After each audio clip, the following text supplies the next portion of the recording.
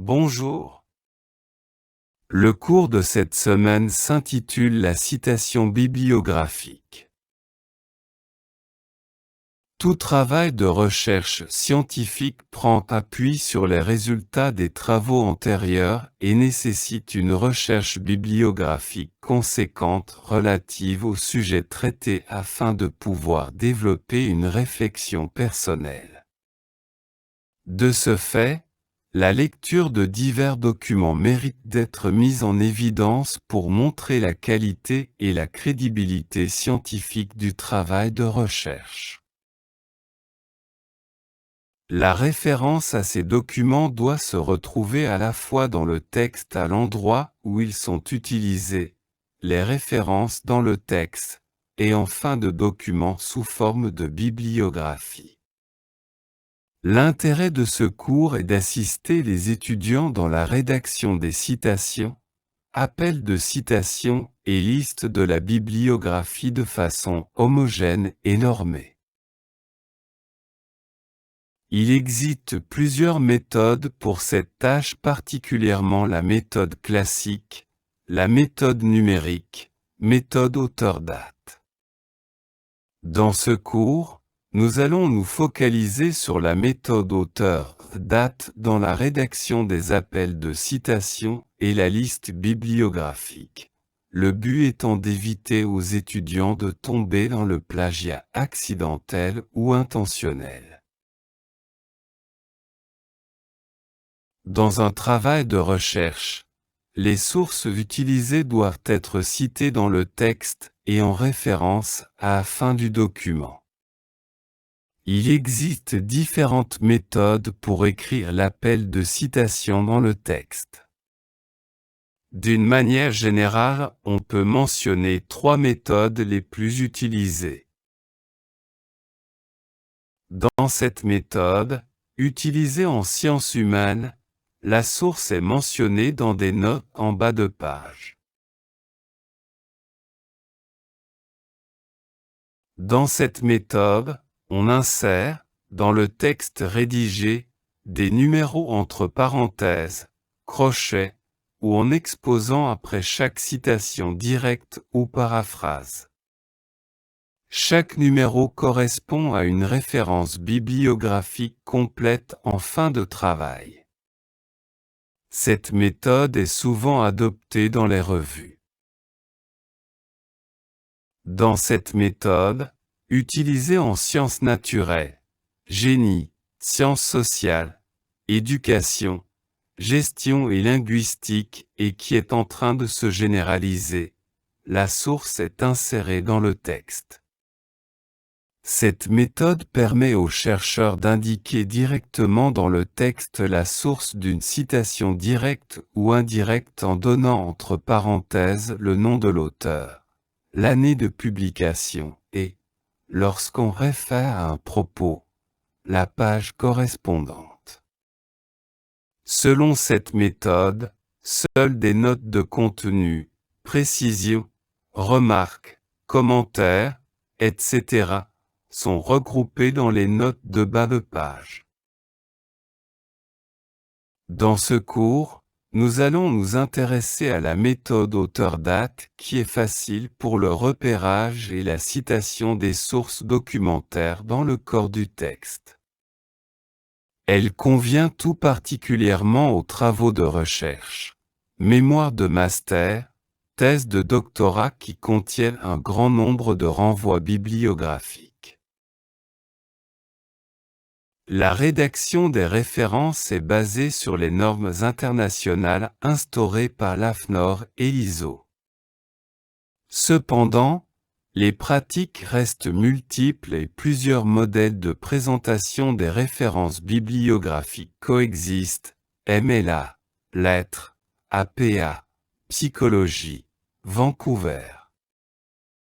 Il est à noter qu'il n'y a pas une seule règle de présentation bibliographique, mais plusieurs et que l'homogénéité est une qualité essentielle pour n'importe quelle bibliographie.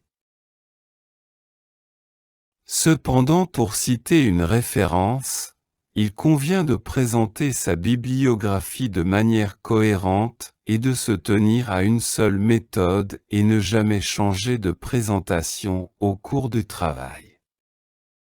Nous allons donc nous intéresser au modèle de présentation APA. Les normes APA sont un ensemble de règles applicables à la mise en page, à la rédaction, ainsi qu'à la citation des sources dans un écrit universitaire. Ces règles sont établies par American Psychological Association, une organisation scientifique et professionnelle américaine spécialisée dans le domaine des sciences sociales, et constitue une référence dans le monde universitaire. Il n'existe pas de traduction officielle des normes APA, mais nous avons adapté la version originale aux exigences académiques francophones. Les normes APA ont pour but d'offrir des directives claires, uniformes et structurées aux étudiants, qui rédigent des documents académiques, mémoires de master, thèses de doctorat, articles scientifiques, etc. Les normes APA sont principalement connues car elles définissent des règles en matière de citation des sources. Ces règles harmonisent la manière dont les chercheurs, et étudiants, font référence à des travaux.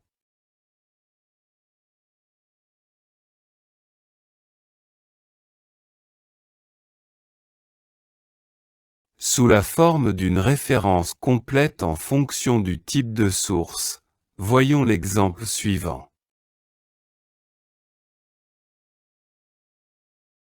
En mentionnant le nom de l'auteur, et la date de publication directement dans le texte ou entre parenthèses. Voyons les exemples suivants. Voici l'exemple pour une source entre parenthèses. Remarque. Quelle que soit la source citée dans le texte ouvrage, article en suivant les normes APA, elle sera présentée de la même manière, contrairement à la référence bibliographique. Attention toutefois à bien distinguer la citation de la paraphrase. Parce que citer, c'est retranscrire les propos d'autrui, alors que paraphraser, c'est reformuler les idées d'autrui avec ses propres mots. Mention d'un seul auteur dans le texte. Citer des sources dans le texte en suivant les normes APA consiste à indiquer le nom de l'auteur, l'année de publication et, si nécessaire, la page. Le numéro de page est nécessaire lorsque l'on recopie un passage tel quel, citation, et conseillé en cas de paraphrase.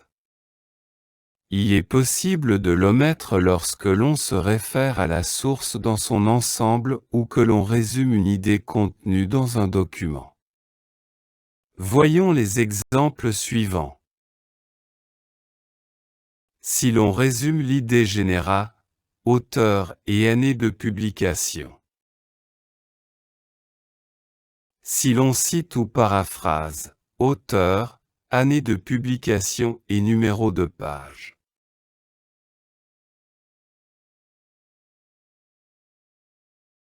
Voyons maintenant la mention de plusieurs auteurs en commençant par le cas de deux auteurs.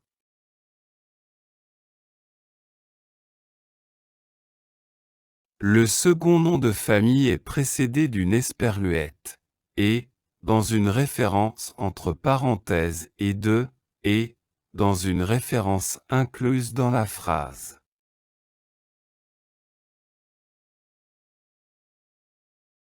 Lorsque le travail cité a été rédigé par plusieurs auteurs, leurs noms de famille sont séparés par une virgule. Il est nécessaire d'utiliser « et al. ». Abréviation de Etali ou Etaliae, qui signifie en latin, et autres, pour raccourcir les sources dans le texte des travaux rédigés par plus de 3 auteurs. Puisque éal est pluriel, il ne peut pas remplacer le nom d'un seul auteur. Le verbe qui suit sera nécessairement au pluriel. Lorsqu'on utilise éal, il faut systématiquement ajouter le point, puisqu'il s'agit d'une abréviation. Il faut inclure une virgule entre éal et la date de publication. Il ne doit pas y avoir de ponctuation entre la locution éal et le nom de l'auteur qui la précède. Nous allons voir dans la diapositive suivante un exemple récapitulatif.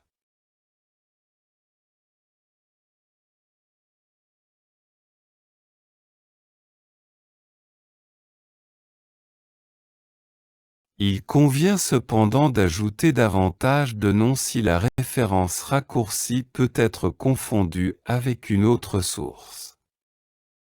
Voyons les exemples suivants. Pour différencier deux ou plusieurs auteurs portant le même nom de famille, les initiales des prénoms doivent apparaître dans les sources dans le texte. Cette règle s'applique même si l'année de publication est différente. Voyons les exemples suivants. Dans le cas d'une citation dont la longueur est inférieure à 40 mots, il est nécessaire d'ajouter les guillemets avant et après la citation. La citation figure à la suite de la phrase, sur la même ligne.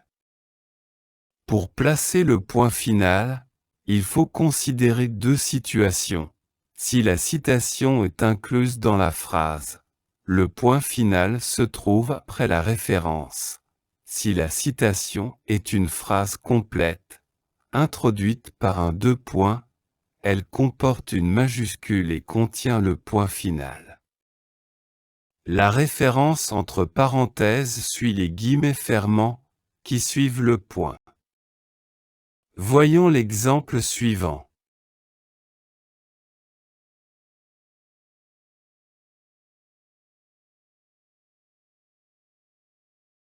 Si la citation fait 40 mots ou plus, il faut la détacher, en la faisant précéder et suivre d'un retour à la ligne.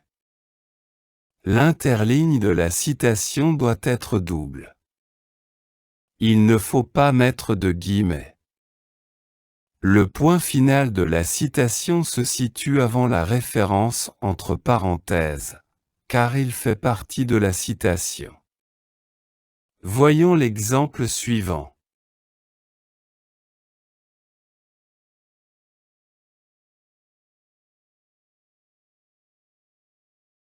Si un auteur que l'on veut citer se réfère à un autre auteur dans sa citation, il faudra inclure les références des deux citations dans le texte.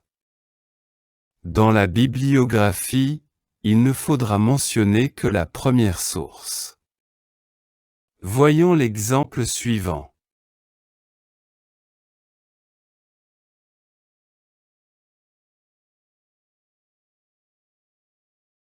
Si votre citation directe est issue d'une source qui ne comporte pas de page, article en ligne, vidéo, etc., il est nécessaire de remplacer cet élément par.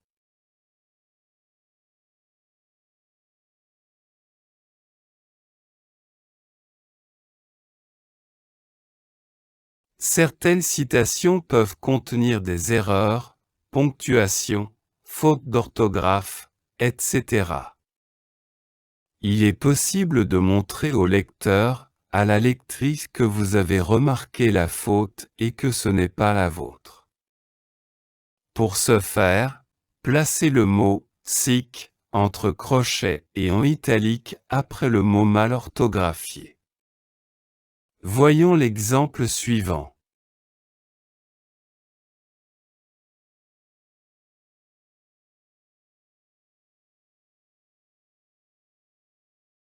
Si l'on supprime un mot dans une citation directe, il est obligatoire de laisser des points de suspension à la place de l'élément supprimé. Si l'on supprime une phrase entière, il faut l'indiquer à l'aide de 4 points, le premier étant séparé des autres par un espace. On met les points de suspension à la place de la phrase supprimée et le premier point n'est que le point de fin de phrase. Voyons l'exemple suivant.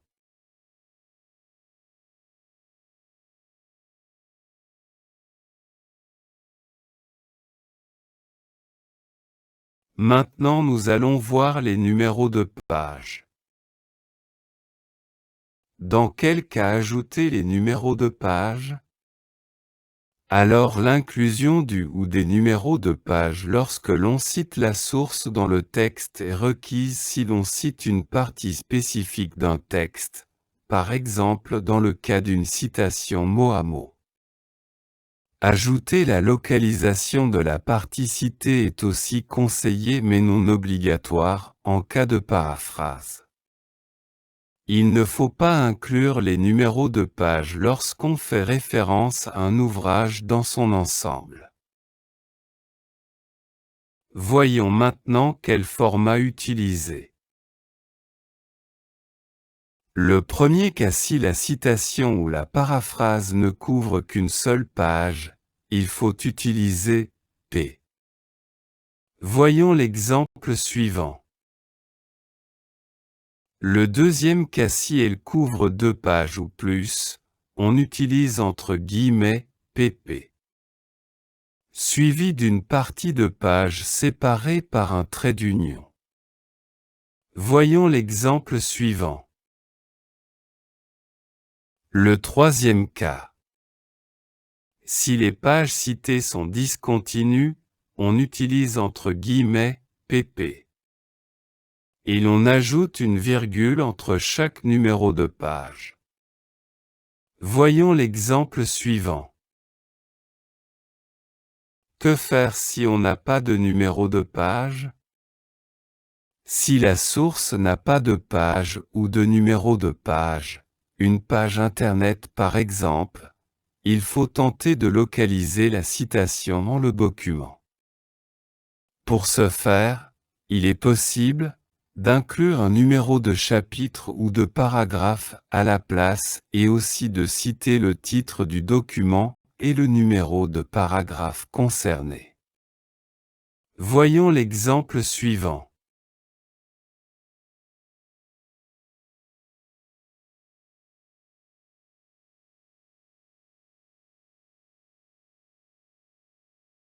Citer une liste. Si la liste citée provient d'une seule source, il faut placer la référence dans le texte, après le dernier élément de la liste. Voyons l'exemple suivant.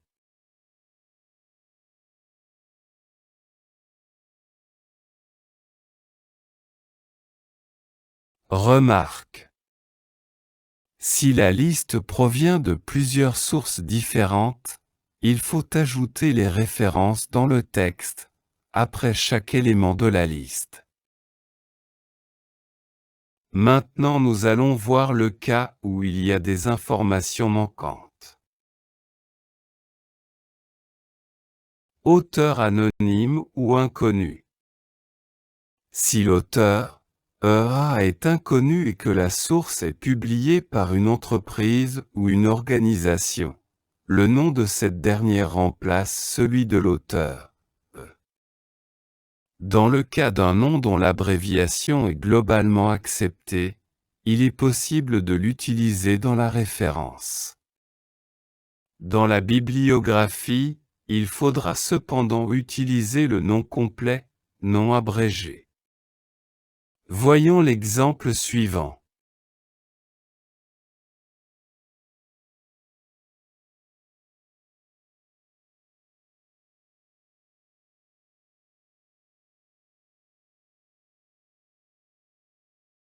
Remarque. Si aucune entité ne peut être reconnue comme étant à l'origine du texte, il est préférable d'ajouter les premiers mots de l'entrée, généralement le titre, dans la source. Il est nécessaire de mettre le titre entre guillemets lorsque l'on cite un article, une page internet ou un chapitre de livre. Les titres des périodiques, livres, rapports et brochures doivent apparaître en italique. Si l'auteur, est identifié comme anonyme, ce terme remplace le nom de l'auteur. Voyons l'exemple suivant.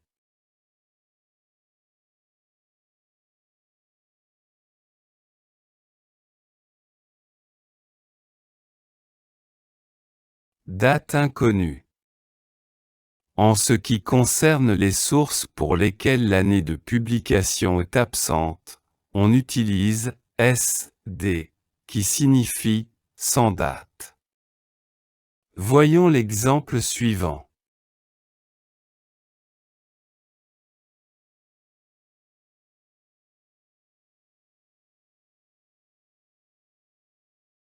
Maintenant voyons le cas des mentions générales.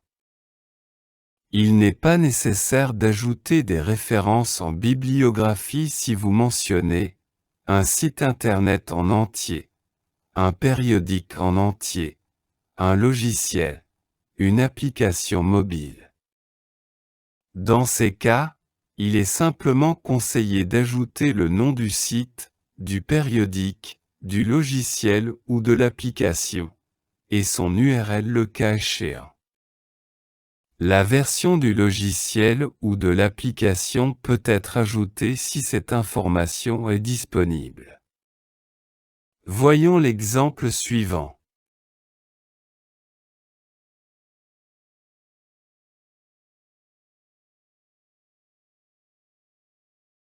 Voyons maintenant quelques cas particuliers. Citer plusieurs travaux. Si plusieurs sources sont utilisées pour soutenir une affirmation, il est possible de combiner les références entre parenthèses et de les séparer à l'aide d'un point-virgule. Il faudra alors organiser les sources par ordre alphabétique. Voyons l'exemple suivant.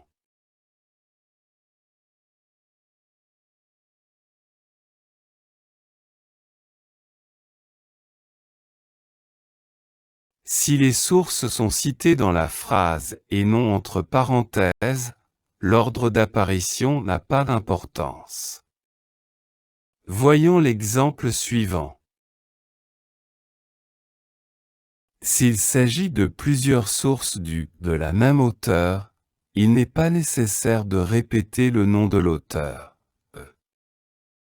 Il faut simplement ajouter les années, de la plus ancienne à la plus récente, et les séparer par une virgule. La mention SD apparaît toujours en premier. Si l'année de publication est la même pour deux documents de la même auteur, on distinguera les publications en leur accolant une lettre minuscule. Cette distinction devra être reprise dans la bibliographie. Voyons l'exemple suivant. Citer une source dans une source, source secondaire. Pour citer une source trouvée dans une autre source, il faut normalement citer la source d'origine, ou source principale. S'il n'est pas possible d'identifier la source principale, par exemple la source de Durand, il faut citer la source secondaire, Dupont entre parenthèses, en indiquant entre guillemets, nom de l'auteur, de la source principale, cité dans nom de l'auteur, de la source secondaire, date de publication de la source secondaire. Voyons l'exemple suivant.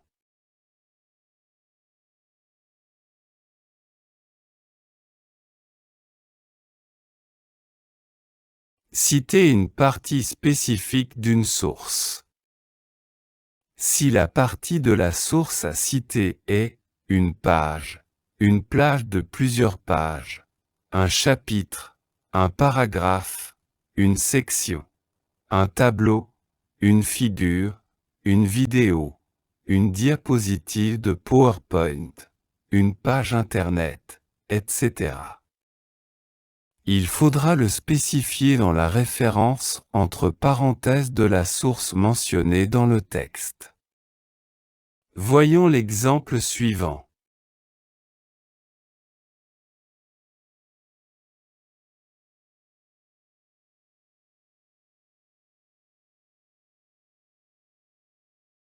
Traduction, réimpression, republication et réédition. Faire référence à une source traduite, réimprimée, republiée ou rééditée en le texte nécessite la mention de deux dates, l'année de publication de la source originale et celle de la traduction, réimpression, republication ou réédition. Les années doivent être séparées par une barre oblique. Voyons l'exemple suivant.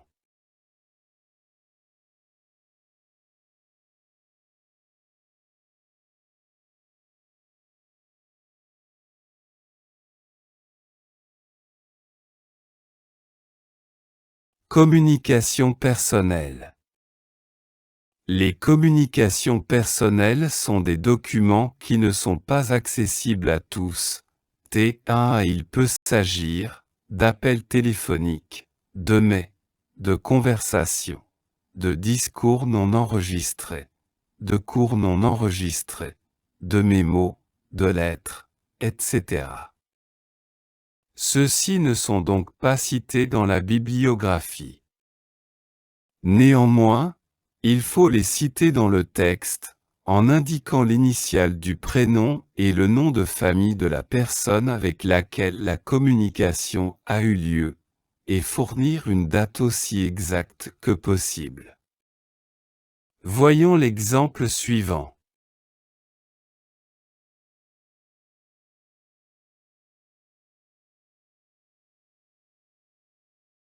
Répétition de la même source dans un paragraphe.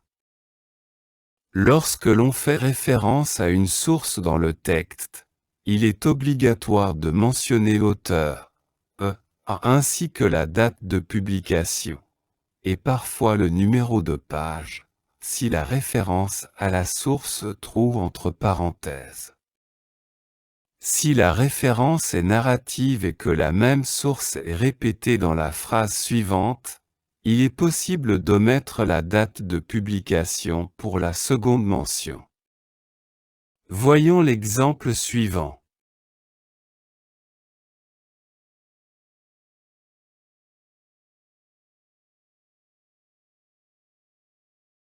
Merci pour votre attention.